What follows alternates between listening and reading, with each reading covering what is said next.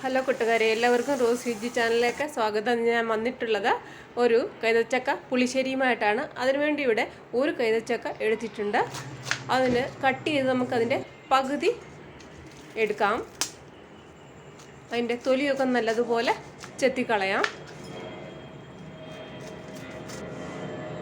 തൊലിയൊക്കെ ഇവിടെ ചെത്തിക്കളഞ്ഞു.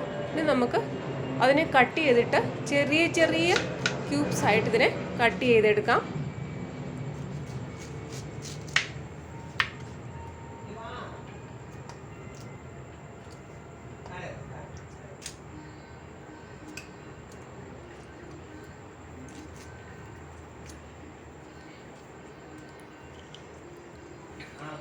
എല്ലാം ഇവിടെ കട്ട് ചെയ്തിരിക്കുന്നത്. ഏകദേശം ഇതൊരു 250 ഗ്രാം ഉണ്ട്. കട്ട് ചെയ്ത് കഴിഞ്ഞപ്പോൾ അതിനെ ഒരു പാത്രത്തിലാക്കി വേവാൻ ആവശ്യമായ വെള്ളവും ഉപ്പും മഞ്ഞളും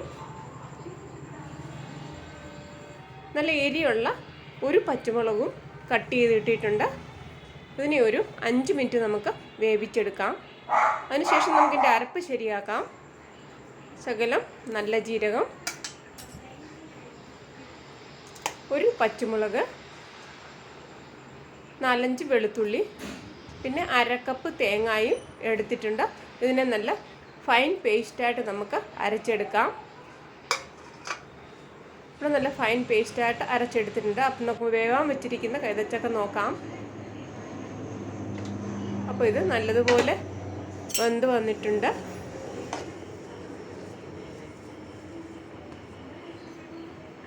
അപ്പം നമ്മൾ ഈ അരച്ച് വെച്ച തേങ്ങയുടെ അരപ്പ് ഇതിനകത്തിലോട്ട് ഒഴിച്ചു കൊടുത്തൊന്ന് ചൂടാക്കാം.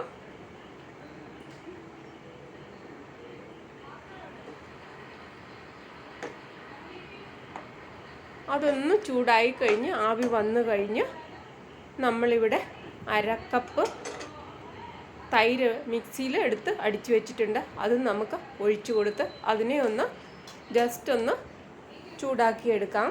തിളപ്പിക്കരുത്, ആവി വരിക മാത്രമേ ആകാവൂ. തിളപ്പിച്ചാൽ ഇത് പിരിഞ്ഞു പോകും, തൈര് ഉള്ളതുകൊണ്ട്.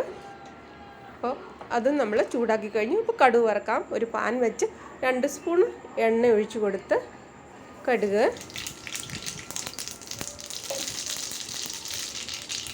വറ്റൽമുളക്, ഇപ്പോഴെല്ലാം ഗ്യാസ് സ്ലോയിലായിരിക്കണം, കറിവേപ്പില, ചെറുതായിട്ട് അരിഞ്ഞ ഉള്ളി ഇട്ട് കൊടുത്ത് നല്ലതുപോലെ ഇതിനെ ഗോൾഡൻ കളർ ആവുന്നിടം വരെ റോസ്റ്റ് ചെയ്യണം.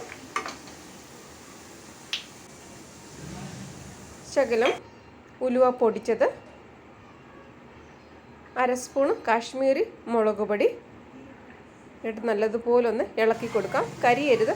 ഇപ്പോഴെല്ലാവരും ഗ്യാസ് സ്ലോയിലായിരിക്കണം. ഇതിനകത്തിലോട്ട് നമുക്ക് ഒഴിച്ചു കൊടുത്ത് ഇളക്കി കൊടുക്കാം. അപ്പോൾ നമ്മളുടെ കൈതച്ചക്ക പുളിശ്ശേരി ഇവിടെ റെഡിയായി. എല്ലാവരും ഉണ്ടാക്കി നോക്കണം കേട്ടോ. ഇഷ്ടമായ ലൈക്ക് സബ്സ്ക്രൈബ് ചെയ്യണേ. ബൈ.